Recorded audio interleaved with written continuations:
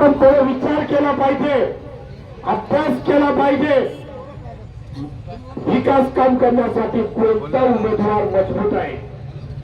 अरे बाकी इथे आणि थापा मारत आहे, यांच्याला विकास काम वाटतंय.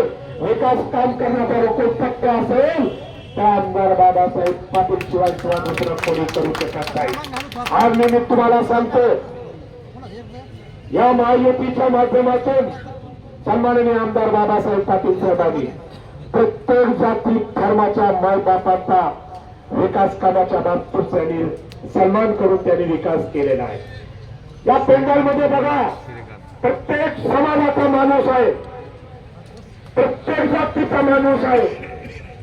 आमदार बाबासाहेब पाटील साहेबांनी कधी जातीवाद केलं नाही, कधी कुणाला सत्वण्याचा काम केलं नाही, कोणत्या एका जातीचा विकास काम केलं नाही. आमदार बाबासाहेब पाटील साहेबांनी अरे एनआरसीच्या वेळेस मुसलमानाच्या पाठीशी खंबीरपणे उभा टाकले होते. आणि त्यावेळेस भाजपमध्ये होते, भाजपमध्ये असताना एनआरसीच्या माध्यमातून त्यामुळे रॅली काढून आमंत्रित प्रशासन समोर धर्म आंदोलनाच्या माध्यमातून मुस्लिम समाजाला त्याने थमकावण्याचं काम केलेलं आहे. आणि आज त्याला भाजपच्या पक्षाचा तिकीट मिळाल्यामुळे न्यायराजाने हातात तुतारी घेऊन आज प्रत्येक समाजाला मतदान मागत आहोत, ही दिशाभूल करण्याचं काम करत आहोत.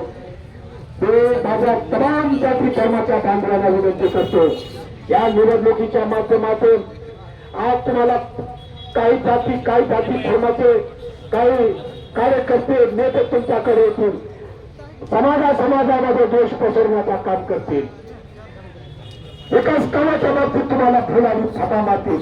कृपया करून त्यांच्या फुल आणि थापाला तुम्ही पडू नका.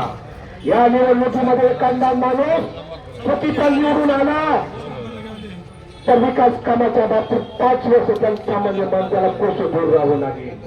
आज प्रत्येक व्यक्तीने आपल्या मताची ताकद ओळखली पाहिजे. या मतदारसंघामध्ये सन्माननीय आमदार बाबासाहेब पाटील साहेबांच्या चिन्हात घड्याळ येणाऱ्या 20 तारखेला घड्याळ या चिन्हावर बटन दाबून सन्माननीय आमदार बाबासाहेब पाटील साहेबांना मुंबईच्या सभागृहामध्ये पाठवण्याचं काम करा. एवढी जाती धर्माच्या बांधवांना मी कळकळीची विनंती करतो. इथे थांबतो. खूप खूप धन्यवाद. जय हिंद, जय महाराष्ट्र, जय राष्ट्रवादी. धन्यवाद अय्याज भाई, एजाज भाई. यानंतर मी प्रत्येक गोष्टींना सूचना करतो की आपले